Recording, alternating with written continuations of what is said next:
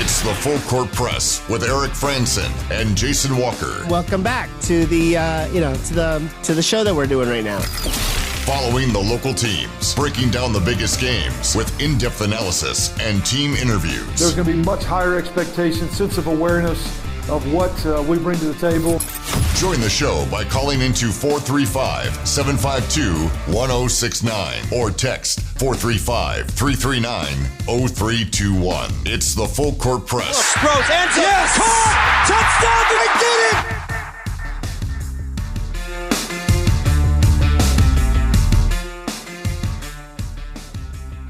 Hey, what's going on, everybody? Eric Frandsen and Jason Walker. Welcome on in to the Full Court Press, 106.9 FM, 1390 AM, streaming on the 106.9 The Fan mobile app and 106.9thefan.com.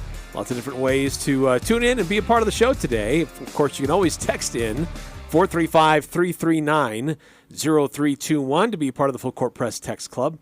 And big weekend ahead. We've got Utah State in arguably its toughest test of the season, taking on San Francisco tomorrow at the Delta Center. We've got the start of the bowl season really in earnest tomorrow. A lot of bowls, some involving some Mountain West Conference schools. And we've got some high school basketball games going on tonight. We got Pick 6 we need to do because we didn't really have a show enough time to do that yesterday. So a lot of different things we want to get through today. And as always, you're welcome to be a part of it as well. But Jason, let's start off with the big game coming up tomorrow. Utah State taking on San Francisco in a neutral site at the Delta Center. And that game will be tipping off in the afternoon. And it's a 2 o'clock start. No TV for this one, strangely. It actually will have TV. They got that fixed. That coming together recently in the last day or so. It will be on the Mountain West Network. Oh, great. And I was actually asking the SID about it, just what was going on earlier. And the main problem is that a lot of their women's basketball games are on the Mountain West Network, and they have a home game tomorrow as well. And their crew was wrapped up in that. And so that they didn't have like a spare crew to roll around. But they managed to string something together. So it will actually be, won't be on TV, but the Mountain West Network. So wherever you can manage the Mountain West Network, there's a couple different ways you can get it. But nice. You will actually be able to watch it, thankfully enough. That's late arriving news. Yeah. Day before, 11th hour, they finally got some video. So you will actually be able to watch it. Well, we'll have full play-by-play on sister station KVNU. Al Lewis will begin his KVNU game day coverage starting at 1. Game tips off at 2, and we'll have full play-by-play on KVNU throughout the day on Saturday. Yeah, you're not going to get the preview on Mountain West Network. You're going to get the best preview out of Al Lewis. Yes, so absolutely. Make sure to tune into him and either keep listening to the game or maybe just synchronize the radio with the TV. I don't know. The quality of broadcasters can be iffy. Or if you're like me, I watch most of the games on mute when they're away. So there you go. Well, let's learn a little bit more about the San Francisco team, a team that has some size but also has some really talented guards. And this is a team that's had a pretty good year so far. They are 8-3 on the season. Those 3 losses were at Boise State, which was pretty close, versus Grand Canyon, also pretty close. And then at Arizona State, which was by 11. So they haven't really been blown out necessarily in their losses, but this is a team that has some good wins in their resume, particularly Vanderbilt and DePaul, and Minnesota as well. So this is a team in a lot of ways kind of like San Francisco with a few good wins on their resume, a few losses, but this is a very solid team. Yeah, it does have that similarities to Santa Clara, and you mentioned the losses. All 3 of them are to top 100 KenPom teams. And like you said, 2 of those were close. Arizona State, it's a road game. They lost by 11. That's not the worst loss in the world. So clearly a very talented San Francisco team. And you get to hear from Danny Sprinkle a little bit later, but he kind of said it best, where it's the best defensive team they'll face so far. They're ranked 24th in KenPom's defensive efficiency metric, and I think in just raw points per game, they're 62 points allowed per game. Some of that is in pace, but I mean even pace adjusted, Yeah, they're 21st in points allowed, but even pace adjusted, which Ken Pom tries to do that, they are still an elite defensive team. And yeah, they got a bunch of versatile players. They may very well start 4 players that are 6'7" or 6'8". They won't really start anyone taller than that. They only have like one player who will see some minutes that's taller than that, and that's one of their backup centers who's 7'1". But for the most part, you're going to see these, rangy 6'8" guys running around at every position except for point guard. But even at point guard, that's their top scorer, Marcus Williams, averaging about 16 and a half per game, I believe. Mm-hmm. So there's a lot of offensive talent on this team, certainly capable offensive talent, and then just a complete defensive team. Yeah, Jonathan Mogbo, he's the other one who's a big-time scorer for them, also a big rebounder. He's averaging a double-double on the season. He can be kind of a load in the low post, and that's going to be a tough assignment for Great Osobor. Yeah, it'll be interesting to see. You're going to have a matchup, one of the Aggies' best guards in Darius Brown. He'll be going up against Marcus Williams. Brown isn't going to have the same scoring impact. He's not a day in, day out scorer. Obviously, we saw 23 points out of Darius Brown, so we know he can do that. But his defensive matchup with Marcus Williams is going to be a tough one. And then just a back and forth battle between Mogbo and Great Osobor, where both are going to have as much as they can handle with the other player. Depending on who has the ball. Ospor's obviously going to have a hard time guarding Mogbo because he's a good player. Mogbo's going to have a hard time guarding Osobor because he's a good player, and he's also not terribly happy with the fact that he just went 3 of 15 for 9 points. He knows he needs to do better, and I imagine he's going to be taking some coaching very seriously this week as far as improving what he had last time out with his, to put it bluntly, his worst game of the season. Yeah, and it was, and I think he would recognize it. We would all recognize it. It was not his best performance, but we really haven't seen too many bad performances out of Great so far, and certainly if there's any that are below average, we don't see that happen in multiple games. If he has a below average game, then he bounces right back pretty quick. Yeah, it's really, you would say it's the only bad performance. You could maybe say there have been some below average ones, but most of the time when he's had below average numbers, it's been in games. I think there was the final, I think it was Stephen F. Oster, it was the final game in the Caymanons Classic. I think he had some below average stats. But for one, it was third game in 3 nights. And two, he was deferring to a lot of other guys who were playing a lot more minutes. And, Carson Templin came in and played some great minutes. So he didn't have to. This game against, Santa Clara, this last one, was probably the first game where they would have liked to depend on him and weren't able to. In all of his other below averages, blowouts, he didn't need to have as much of an impact, and other guys were making up for it. And granted, players did make up for it against Santa Clara. That's why the Aggies had a win. But to your point, I don't expect to see back-to-back bad games out of Osobor, especially because I think the matchups are going to be better. I mentioned in the preview to Santa Clara that there's issues that Ospor's had at times, and earlier it's only been in isolated moments where he's going up against a 7-footer, a guy with size, and he just struggles to finish. He's had some issues going up against length. It's one of the areas where he needs to kind of improve. He was doing that, he was going against that all night with Santa Clara. They were throwing 6'10", 7-footers at him all night, and he struggled. San Francisco's not going to do that. They don't really have those guys. There'll be a few possessions where he's going up against their 7-footer. I'm not even going to attempt to pronounce this gentleman's name. I'm not going to try. Yeah, they've got some interesting ones. Yeah, he's from Ukraine, so just imagine he has a Ukrainian name, and I'm not going to try. Volodymyr Markovetsky. We'll go with that. Not as easy as Ukrainian name as Max Julka. Yeah, that's right. But he's a gentleman who plays about 9 minutes a night. He's played in pretty much all of San Francisco. Not all of them, but I think most of their games so far. So, big guy, 7'1", 270 pounds. He'll have some of that, but he's not going to be playing a ton this game, I don't imagine. He said 9 minutes per game on average. So Ospor's going to spend most of his time going against guys like Mogbo's, 6'8", 225. You might see time against Newbury.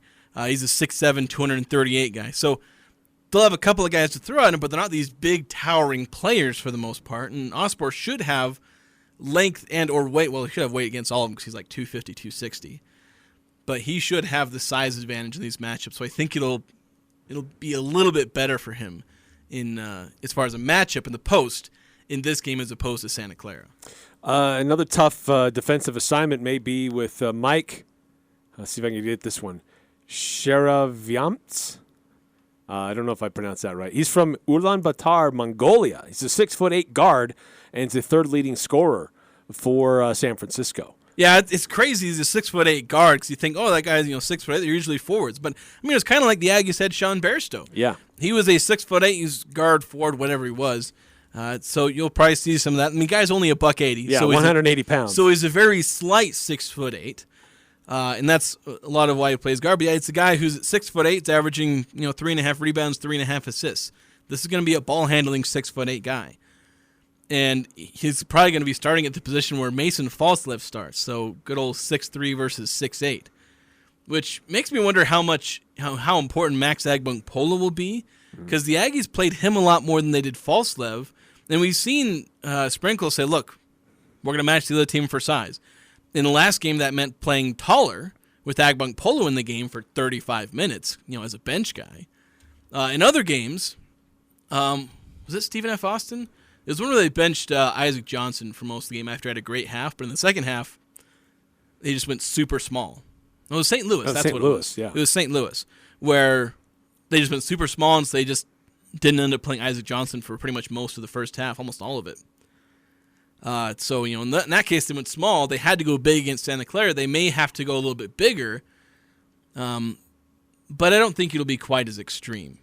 Because I think Mason and Ian will be able to mostly handle, as long as they're not going up against lineups, again, that have 4 6'7", 6'8" guys. There will be a lot of lineups they throw out there that'll be a little more traditional in the height, where it's 6'3", 6'4", at the 1 and the 2.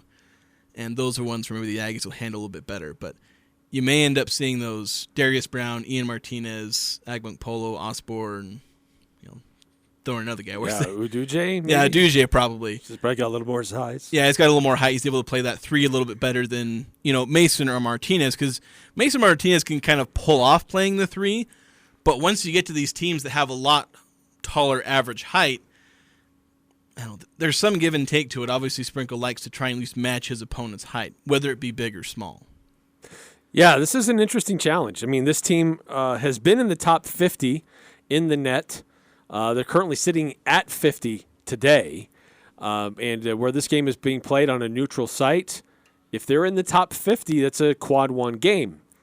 So if they lose, it's not going to be a quad 1 game anymore. But you'd hope that San Francisco plays well enough that they get back into the top 50. Yeah, it's unfortunate. Yeah, if you lose, it's a quad 1 loss. If you win, it's a quad 2 win. That's the dilemma you're sitting at. And the Aggies had that a lot last year when they were in Mountain West play. But yeah, obviously with so much time left in the season, you'd expect San Francisco, who's probably right now your second best team in the West Coast Conference, depending on if you feel like St. Mary's is going to bounce back. But San Francisco looking good. You'd expect them to be able to finish in that top 50. But we'll see. The West Coast Conference got some good teams, so as long as San Francisco doesn't kind of like wet the bed the rest of the year, yeah, the Aggies could make off with a quad 1 win thanks to this neutral site. Right. Yeah. Game. Neutral site. They kind of struggled against Seattle the other day. They beat them 62-59. In Seattle, I'm trying to see where they're at in the net. They were 131 in the net. So they only beat them by 3 points. Kind of a surprising, and that game was in San Francisco. It was at their place. So a little surprising to see them struggle against San Francisco just the other night on Wednesday night. Yeah, it is interesting where, they played New Orleans the other night, who's like, and I'm looking at the KenPom, I don't know what they are in the NET, but they're like 282. And they beat them by 13, not the most impressive home victory. But yeah, the Seattle, only 3 points over a decent Seattle team. Maybe that's just a one-off. Maybe there's something in the last 2 games where they've struggled a bit, but we'll see. I don't know if the Aggies are catching them at the right time or if there's something they can take advantage of that they maybe saw in that Seattle game. But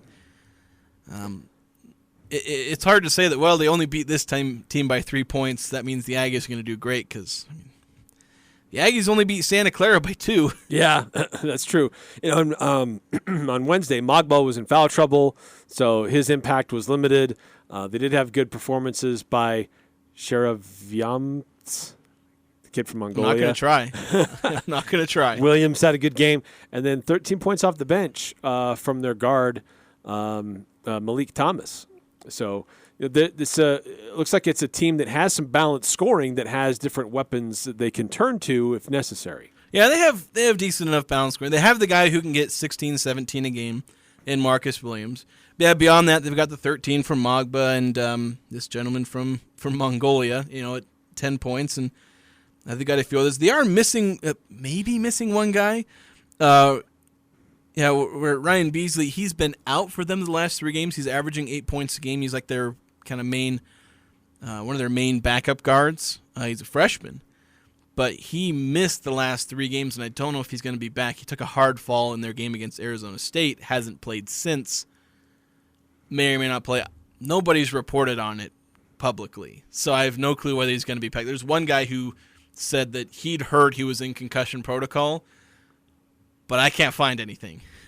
So short of me just asking the coach, I don't know if I can confirm anything there. But so they may be down one of their guys, but even still, they've not been hurting for offense. I know they only scored 62 against Seattle, but then they were at like 82 the game before that. So they should generally be fine with their overall scoring. Yeah, they've shown an ability to score and ability to defend. I mean, they beat Vanderbilt 73-60. They, even though they lost, Arizona State only got 72. The most they've allowed is 76 points. Yeah. So they're a pretty good defensive team, keeping things. I mean, 76, 72. I mean, that's a decent amount to give up, but that it's not any higher than that. Yeah, for that to be your worst defensive game. Yeah, that's pretty good. That's really good. Every team's going to give up 70-plus points in some game during the year. To have only given up 76 as your maximum, that's pretty darn good when you're, 11, 12 games into the year. Yeah. So Utah State, San Francisco squaring off tomorrow at 2. Tickets are still available at the Delta Center. Get them through the USU ticket office. But should be a fun matchup. These are 2 pretty evenly matched teams. I think this should be a really good game. I haven't seen the line set for this one yet, but I would suspect it would be very close. Maybe a little bit more in favor of Utah State, but probably similar to what we saw at Santa Clara, where maybe a 1.5. Yeah, the points predictions I've seen have the Aggies in the just barely eclipsing 70. And San Francisco in the high 60s. So they favor Utah State by just a little bit. So if there's a point spread, I'd imagine it to be in the 1.5 range, give or take a half a point. Because, this should be a game, again, it should be a game a lot like the Santa Clara one, where it's back and forth, both teams, causing some issues for the other offense at times. It'll be lower scoring. San Francisco, a very slow-paced team. They're 296th in adjusted tempo from KenPom, so not very quick at all. They're one of the bottom, 60, 80 teams in pace. There will be some moments where teams get out and run, largely because both teams are going to try and capitalize on their defense. The Aggies try and use their defense into their offense. San Francisco is going to be very much the same way. So there'll be a few moments of getting out and running, but these are 2 teams that have good offenses, and they both have great defenses. San Francisco better on defense. The Aggies probably a little better on offense. So very balanced in that respect. Yeah, which should make for a really fun basketball game. And if you can't go, then have your radio handy. KVNU game day coverage will begin at 1 with Al Lewis and Jalen Moore. Tip-off will be at 2. Full play-by-play coverage will be on KVNU. And then when it's over, Al Lewis, John Russell, Jalen Moore, they'll break it down and take your phone calls and texts to see what happened against San Francisco in the Delta Center. Coming up next here on the Full Court Press, got to take a time out. Let's hear from Danny Sprinkle himself. What does he have to say about San Francisco and the state of his team after a close win on the road at Santa Clara? So we'll talk about that and hear from him next here on the Full Court Press. As the year comes to a close, all of us here at Aegis Healthcare want to express our heartfelt gratitude. This holiday season, we reflect on the privilege of being part of your lives, offering care, support, and compassion when you need it at most. To our amazing staff who work tirelessly to provide exceptional care, thank you. To our colleagues, neighbors, and friends, we extend our warmest wishes for a joyous holiday season. As we look forward to the new year, we're excited to continue serving with even more dedication and innovation. From all of us at Aegis Healthcare, we wish you a Merry Christmas and a joyful holiday season. Ladies, many of you will be fortunate enough to find a small but beautifully wrapped package under your tree with a brown satin ribbon and a box imprinted Jerix. The man who put it there is trying desperately to tell you that you are more precious than diamonds, more valuable than gold, and very, very special. Men who come to Jerix believe their wives deserve the best. And whether they spend $49 or $4,900, the message is the same. Men who come to Jerix are still very much in love. We just thought you should know. Jerix Fine Jewelry, 930 North Main in Logan. Holiday parties and events at the Riverwoods Conference Center offer a festive and fun holiday atmosphere. Paired with catering from Elements Restaurant, your special occasion can include tasty hors d'oeuvres, delicious entrees, and decadent desserts that always deliver excellence. Now accepting reservations for this holiday season. The Riverwoods Conference Center and Elements Restaurant easily accommodate large or small events. Visit theriverwoods.com or call 750-5151. If cost is preventing you from calling an attorney after your accident, you can stop worrying now. You can call the Advocates and discuss your case with an experienced Cache Valley attorney at no cost to you. At the Advocates, when we say you pay zip, nil, nothing, we mean it. Our consultations are free and we don't get paid unless we win your case. Let us be your advocate and we will fight for the settlement you deserve without you ever opening your wallet. Call 801-355-5550 or chat online at utahadvocates.com. It's time to use your flex spending for 2023. As they say, use it or lose it. Crystal Vision, the 3-time gold medal winner and best of Northern Utah, has a great selection of frames with character. Take your current prescription in and let Crystal Vision fit you into a new look for the new year. Your glasses will feel like they were made for you. Crystal Vision on 14th North or online at crystalvision.com. Happy holidays from all of us at Logan River Golf Course. This is head professional Jeff John. It's time once again for our annual Christmas Punch Pass sale. All half passes and full passes are on sale at the lowest prices of the year. Season golf passes for 2024 are also on sale through December 23rd. Our annual Christmas raffle is underway. Come down and register to win a set of Callaway clubs, a Titleist driver, or a 20-round punch pass with a cart, courtesy of Logan River Golf Course. Merry Christmas from all of us. Play well, play fair, play fast. The Full Court Press. Connect with us on Facebook, Twitter, and online at 1069thefan.com.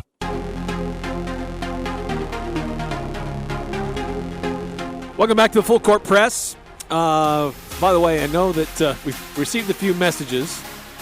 The online stream is not working right now. We're working on getting that addressed.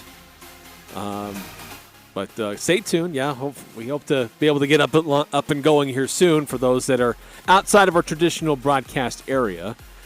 But Utah State taking on San Francisco tomorrow in the Delta Center. And I just pulled it up during the break, and there are still a lot of really good seats available. Now, this is all lower bowl, so really there's not a bad seat at the Delta Center for this game. If you get closer, I think within the first, several rows, court side, I think it's $41 a seat. But then when you get a little bit higher up, it's only $21 a seat. So it's not bad. You can get a couple of seats for $42, and that's not bad for the type of opponent that Utah State is going to take on, how meaningful it is for these players to play in a venue like that, and to face a good team that's going to help your resume for what may come in March. So good game for Utah State to take on San Francisco tomorrow. 2 o'clock tip-off in Salt Lake City. Hopefully you make plans to get down there to cheer on Utah State. Or if you've got some friends along the Wasatch Front, have them go in your place, because still lots of tickets available. Be good to have a good crowd there to cheer on Utah State taking on San Francisco. But what does Coach Danny Sprinkle have to say about this matchup and about how things are going with his team. Jason was able to catch up with Coach Sprinkle after shoot-around earlier today. Perfect.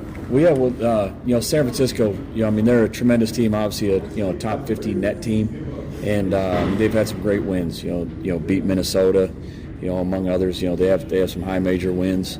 They'll be the best defensive team that we've faced so far, and that's no offense to anybody that we played, but they do a tremendous job. I think in the Ken Pom they're ranked in the top 25 on the defensive side of the basketball, and so we're going to have to be really good with the ball. They cause a lot of turnovers.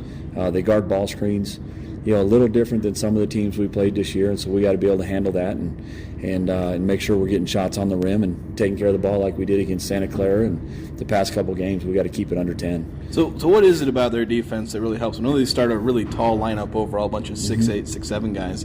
Is that kind of part of it, or is there something about their defense just make them? No, they're just disciplined, and they're engaged the whole possession. They do a great job. Their post guys in ball screen defense are as good as there is, and I think that's the biggest key, to their defensive presence.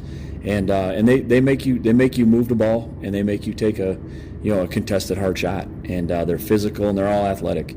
So they have personnel that they've probably recruited to be a great defensive team. They have a couple of big 7-footers, but they don't seem to. One guy hasn't even played this year. Do they use those guys very much? Or? They do. The one big kid that transferred from Washington State. We played against him a couple of years ago when I was at Montana State, and he's a mountain. He's huge, and so, but with the way they want to defend, they go more towards that, the 6'8", 6'9" athletic guys, where even at the end of possessions, if they have to switch and things like that. So last game Santa Clara, they had a bunch of 7-footers, 6'10" guys they play. Great kind of struggle finishing against those guys. I think it'll be a little easier for him. I know playing more athletic guys, but he'll be about the same height as a lot of these guys. Hopefully, yeah. I wish I had the answer to that. We'll find out at 2:00 tomorrow. But yeah, he's disappointed with how he played, and it was uncharacteristic. And he was going a little too fast and didn't use his quickness against their size. And and I probably got to do a better job putting him in some better positions to ISO him and be able to use his quickness. And hopefully we can do that tomorrow. Is there any similarities or things you can learn from playing Santa Clara so soon, now playing San Francisco? No, like they're similar because they're both big, and they're both athletic teams. Santa Clara's pace offensively was really good. They had us kind of playing catch up most of the game, and I even showed our guys yesterday, like a lot of the shots they missed, it didn't have anything to do with our defense. Like they missed shots, and we got to clean that up. Where San Francisco's did, like they're kind of built off their defense. Now they have some really talented scorers. Marcus Williams, who was at Wyoming, a couple years ago, he'll be one of the best guards that we've faced up to this point. So, we have to do a great job. Mogbo's a transfer that we've been familiar with even when he transferred from Missouri State, who's just an athletic energy guy that that kind of fuels their team. A lot of slower pace team. I think they're almost in the 300s in pace. Does that kind of impact your game? Because you guys try and get out and run. Although I know you guys aren't the fastest paced team yourself. Mm-hmm. Do you feel like San Francisco's relatively really slow pace will impact the game at all? Yeah, it will, because they try to control the tempo. And the times where we've been able to really push the pace is when we're getting stops and getting steals. And that won the game for us at Santa Clara. When we turned them over and we got out in transition a couple times, like it's the only reason we won, to be honest with you, other than Ian and Darius making one-on-one shots. When you look at a team, scout a team, do you look at the teams that have beaten them, like the Boise State, Grand Canyon, Arizona State? Yeah. How much do you learn from what they did? Yeah, you try to find teams that kind of play a similar style to you. Obviously, like, New Mexico's a lot different than us. So watching them play Santa Clara, it's a totally different game. So like you still watch it and evaluate it, but I knew it was going to be a different game. San Francisco, they play kind of like us, in a way. Like they want to make you earn it defensively and score over them. Now ball screen coverages are a little different, but and offensively, like it's funny because like you said, their pace, whatever the tempo, I don't know what the Ken Pom terminology is, but their body movement and ball movement is really good. So like they're playing fast. They may not be shooting it quick, but like when they're running and executing, like they're really hard to guard because of their speed and how fast they're running their sets. How important is having Max in a game like this? Because you had to play him a lot more against Santa Clara, kind of matching their size, and Mesa didn't play as much. You feel like you might see a similar situation there where Max has to play a big role in this one to kind of match their versatility? Yeah, Max is huge every game for us. And like we didn't even know he was going to play until kind of morning of Santa. It's a day-by-day deal with him in his foot, and so but we needed it. He got us off to a great start with those 2 threes, but he just gives you so much versatility because he's a 6'9" guard. You can put him at the 4 and switch 1 through 4. He's quick. He gets in passing lanes. You can put him on the best guard if you have to, and so he gives us a ton of versatility. And against teams like San Francisco, you need that. What's it mean to the team to play in a neutral, play the Delta Center, playing where an NBA team plays? How do you? Yeah, I think it's exciting. That's why you play at the Division I level, and you come to schools like Utah State and San Francisco, and plus when you're playing. Like I said, 2 top 50 net teams. Like that's awesome, and it'll be great for our alumni down in the Salt Lake area that sometimes can't make it up to Logan as much as they probably want to. So it's a great game for us. So I forgot to ask you about this after the Santa Clara game, but they're naming the court after Stu Morrill. Just like, what does that mean for the program? Being able to have that kind of honor for a former coach. Yeah, it's awesome. He's the standard. He's the standard not just of men's basketball, but any sport on this campus, in the Mountain West. Like, how many guys coach at the same university for 17 years? And not just, first off, you got to be really successful to make it 17 years, but just the way he did things and, on and off the court, the way he ran his program, like that's what we're trying to emulate. And, just obviously proud to, be representing the program that he built. I shouldn't say he built because it was good before, but like he took it to another level, and just with what he meant to college basketball, not just Utah State. He's one of the best coaches all time, period. Not just in Utah State history, like NCAA basketball. You look at the games he's won, like it's remarkable. I know you had the 10-1 start, which was the best start for a first-year head coach. So you're making your own history here at Utah State. Yeah, hey, all I'm worried about is tomorrow at 2:00. That stuff's all for social media and the players and all that. But the one thing I will give credit to that is my staff. My staff has been phenomenal. From recruiting these guys, with the resources we had last spring, and getting the job mid-April. For them to bring in some of these guys was an awesome job by them, and coaching and scouting.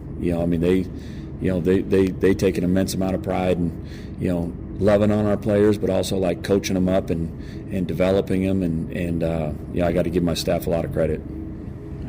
Thanks, guys. All right, that's Coach Danny Sprinkle earlier today talking about the matchup between the Aggies and the Dons, San Francisco. And that matchup 2:00 in the Delta Center. Still lots of tickets available, and great to see if there could be a good Aggie crowd there cheering on their team. This is a great start, tremendous start. 10-1, a top 50 in the net. San Francisco is sitting at 50, so they're a top 50 team in the net. This is a great game dialed up for tomorrow afternoon in Salt Lake City. And as Jason said earlier, the Mountain West Network, there will be a video stream available through the Mountain West Network. But certainly we would encourage you to have your radio along with you as a companion, or the KVNU mobile app if you're out and about, to tune in to hear what's going on between Utah State and San Francisco. All right, going to take a time out here in the Full Court Press. When we come back, a busy day yesterday in high school basketball and hoops, and a busy night tonight and games even tomorrow. Plus, our Prep Athlete of the Week. We'll reveal that coming up next here on the Full Court Press. Copiers, printers, service, and supplies are just the beginning. Les Olson IT is the premier source for your business's structured cabling, IT, software, telephones, and security systems. We partner with you to find the ideal solution to all of your office technology needs. Tell us your goals and we'll get you there. Find out more at lesolson.com. Les Olson IT. Locker 42 is a store for Utah State fans. Many of the items you'll find there are custom, one-of-a-kind, produced by Locker 42. Such production allows for the best possible prices and custom orders that are unheard of at this level, and is one of the highest contributing licensees for royalty sales. Your purchase at Locker 42 is supporting scholarships and student athletes. Hoodies, t-shirts, hats, jackets, everything Aggie is at Locker 42. Locker 42, a store for Aggie fans by Aggie fans. Cares for Christmas is dedicated to helping families each holiday season. In Family 5, there is a family of 4 that have recently been relocated because of a fire.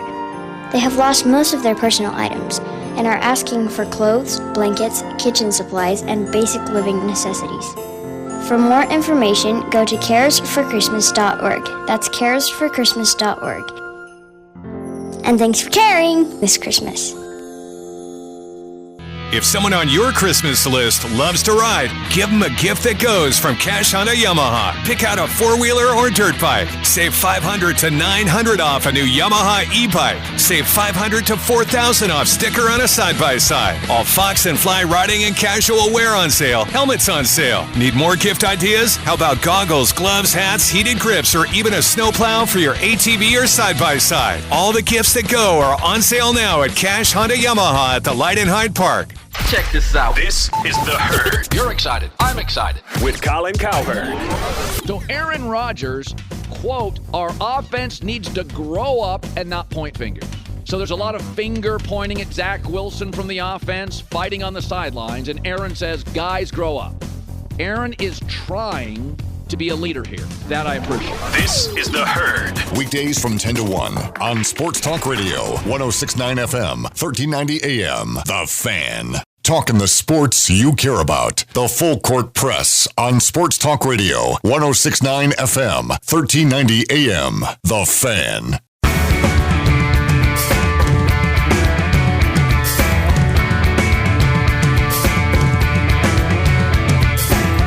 Welcome back to the Full Court Press. Eric Frandsen holding down the fort. We'll hear from Jason Williams from time to time. Jason Walker, sorry. Oh, it's been one of those days. But Jason on his way down to Salt Lake. He'll be covering the Utah State and San Francisco game tomorrow afternoon. And pregame coverage for our sister station KVNU starting at 1. And then it starts at 2 o'clock in the afternoon. Still a lot of good seats available in the lower bowl. I think it's only lower bowl for that one. So really there's not a bad seat in the house there. But hopefully we have a good crowd to cheer on the Utah State Aggies. Remember, the Full Court Press text line is open, 435-339-0321, if you want to chime in. And we've got 4781 texting in, what's gotten into the Jazz? 2 wins in a row? Somebody slap me and wake me up. Yeah, that's, the Jazz have won 2 in a row, a couple different times here and there, but they have, so far this season, they have not won 3 in a row yet. So is that going to be any different? I don't know. Because, their last 2 wins, nice one against New York, and then they beat Portland. And they're going to play at Sacramento on Saturday. That'll be a tough ask for the Jazz. But they've never won 3 in a row this season. They had a 2-game win streak in mid-November, a 2-game win streak in late November, and now a 2-game win streak here in mid-December. But usually they win 2 and then they lose 3 or 4. Win 2 and lose 3 or 4. So hopefully they can break that cycle. But we'll see. I'm not going to get my hopes up too far. But it's a busy night last night in high school basketball. We've got this North versus South going on, and also the Coach Walker Classic in St. George. So yesterday, a number of schools from Southern Utah playing up here in girls basketball, and the boys teams were down south. And yesterday in girls basketball, all teams were involved. All Region 11 teams played last night, and it was about 50-50 and what the success level was in Region 11. So the wins were Mountain Crest over Uinta, 55-31. Ridgeline over Highland, 68-27. And Skyview over Pineview, 44-27. Teams that didn't do so well, Fremont beating Bear River, 57-33. Snow Canyon beating Green Canyon, 61-43. And South Summit, 67. Logan, 17. For boys basketball last night, it was Skyview beating Shelley, 46-44. Dramatic last-second putback for Skyview, getting the win up in Preston. So they advance her in the winner's bracket, so that means they'll play tonight at about 6:20. They play Eagle, by the way. Green Canyon beating Maple Mountain 65-43. Logan beating Westlake 62-51. And Ridgeline over Crimson Cliffs 72-46. So it was a good night overall for boys basketball for Region 11. So tonight, again, a lot of teams in action throughout Region 11. Skyview taking on Eagle at 6:20 up in Preston. Down in southern Utah, Green Canyon is facing Payson. Ridgeline versus Cottonwood. Both of those games scheduled to tip off at about 6:30. And then Mountain Crest is at Ogden and Bear River at Morgan. So we will have coverage of the Skyview, Mountain Crest, and Bear River games on local radio and video streaming on Cache Valley Daily. So Skyview versus Eagle, that'll be here on The Fan. Also video streaming on Cache Valley Daily. Mountain Crest at Ogden, that'll be on 107.7 KLZX. And then Bear River at Morgan, 104.9 The Ranch in Box Elder County. And then Saturday, I should say the schedule for girls basketball today, Green Canyon versus Pineview starting in about 45 minutes from now. Mountain Crest versus Snow Canyon. Ridgeline is at Bountiful. Skyview versus Uinta. And then tomorrow, only a few girls teams in action. Green Canyon versus Uinta, Mountain Crest versus Pineview. Those games scheduled to be at 1 o'clock. And for the boys, Green Canyon versus Desert Hills at 1:30. Logan versus Maple Mountain at 1:30. Ridgeline versus Westlake at 3. And Skyview boys basketball team will play tomorrow, but we don't know when or against whom. It's a true tournament format, so if they win, they'll play at 3 tomorrow. If they lose, they're going to play at 1:20. So a couple different scenarios there for the Skyview boys, but dramatic win for them last night. Big win against Shelley, the Shelley Russets. So it's a good little tournament going on there in Preston, where there's a lot of teams that are kind of in similar situations in between 4A and 5A, Utah and Idaho. No real one dominant team in the field, and not one dog in the field either. So it's a pretty good field there for Skyview to be a part and to try to figure out winning without Carter Davis. And they were able to do that last night in dramatic fashion. So that was a lot of fun. I was listening to that one as Hurricane John Newbold called that game winner with that putback. So pretty exciting schedule for high school basketball throughout Region 11, both boys and girls. We're going to take another time out here in the Full Court Press. When we come back, another look at what's going on throughout the rest of the Mountain West Conference basketball schedule for the weekend. We'll get into bowl games next hour. There are a couple of Mountain West bowl teams that will be playing on Saturday. And Jason and I were able to catch up with the executive director of the famous Idaho Potato Bowl, and she gives us a lot more details about what fans can expect about making the trip to Boise for the bowl game and how bowls have kind of changed or might continue to change in the future with these new modern laws affecting players and player movement. So we'll discuss that coming up next hour, so stick around for that. Advanced Heating and Air Conditioning and Advanced Fireplace and Stove send out a big thank you to local residents who donated to their food drive this year. Advanced Heating and Advanced Fireplace were able to donate hundreds of pounds of food to local organizations, thanks in part to your donations. And remember, if you need your heating unit or fireplace service before it gets Cache Valley cold, call 752-7272. Thank you from the Advanced team for making their canned food drive for local families a success. It's never too cold or wet to get rid of that old vehicle. Now is the time to earn extra cash for the holidays by calling DD Auto and Salvage. Let them pay you for that junk vehicle. DD Auto and Salvage makes it easy and fast to get rid of your junker vehicles, paying you the most money possible. Pickup is available. DD Auto and Salvage in Logan wants to pay you today. Call 787-1204. That's 787-1204 today. See store for details. Hi, this is Rusty Allen with LSS Insurance. Come learn all about Medicare and Social Security the third Thursday, December 21st at 7 p.m. Call 752-9493 for details. It's never too early to plan for the future. Making an informed decision is key. We will answer all your questions and help you feel confident moving forward. Come the third Thursday, December 21st at 7 p.m. Call LSS at 752-9493 to RSVP. Walk-ins welcome. Happy holidays from Birch Creek Golf Course. For your golfer this Christmas, I invite you to visit birchcreekgolf.com.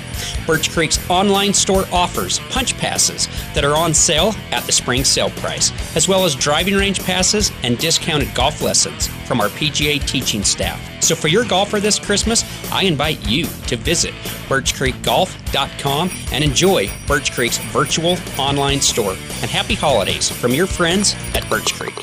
This is Nate Lamson with Valley Office Systems, your home team when local matters. Valley Office Systems is your local provider for all things office, copiers, printers, furniture, and document management. Proudly serving Cache Valley since 2007. Visit valleyofficesystems.com.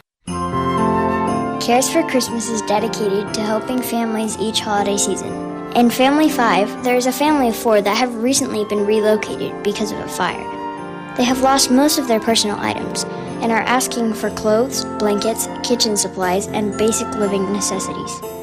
For more information, go to caresforchristmas.org. That's caresforchristmas.org. And thanks for caring this Christmas. Limitless local possibilities with Cache Valley Media Group, shaping the future of local engagement throughout northern Utah. Stay connected with comprehensive local news and vibrant local radio personalities who are the voices you know and love, turning every broadcast into a familiar conversation. We proudly sponsor and bring to life local events that define our region, celebrating the spirit that makes us unique. Roar with the crowd as we rally behind local sports teams, uniting hearts in the thrill of victory. And in the digital realm, we turn digital connections into real-life conversions. From successful businesses thriving through our expertise to campaigns that spark conversations, we are writing the story of local success together. Cache Valley Media Group is at your side, shaping engagement, sparking growth, and celebrating the essence of northern Utah. Discover more at CacheValleyMediaGroup.com. It doesn't matter who you root for. The Full Court Press has all the high school sports covered. The Full Court Press. Connect with us on Facebook, Twitter, and online at 1069thefan.com.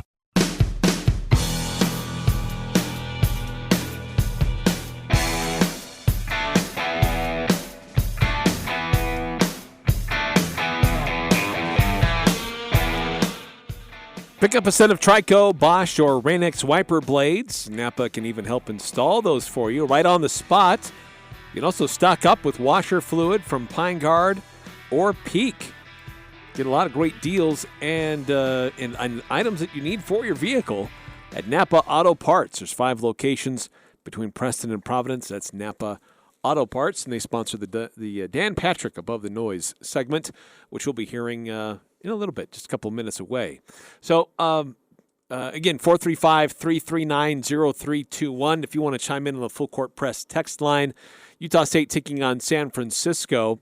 Are you planning on going down to the game? If you haven't got your tickets yet, it's okay. There's still tickets available. You can still get some good seats, looks like. In the Delta Center, it looks like they're only doing seating in the lower bowl. And 2 o'clock tip-off. So 1 o'clock is the pregame start time for Al Lewis in KVNU Game Day. And then full play-by-play coverage on KVNU. And then when the game is over, after Coach Danny Sprinkle's comments, John Russell, Al Lewis, you'll hear a little bit from Jalen Moore, break down what happened and take your phone calls and your texts as well. But what else is going on throughout the Mountain West Conference this weekend? A couple of games tonight. You got a rivalry game in New Mexico, 7 o'clock on CBS Sports Network. New Mexico at New Mexico State.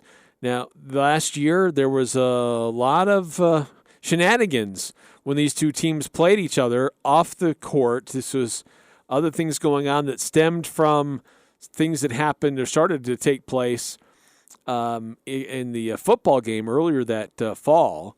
And it was ugly. It was embarrassing for both institutions.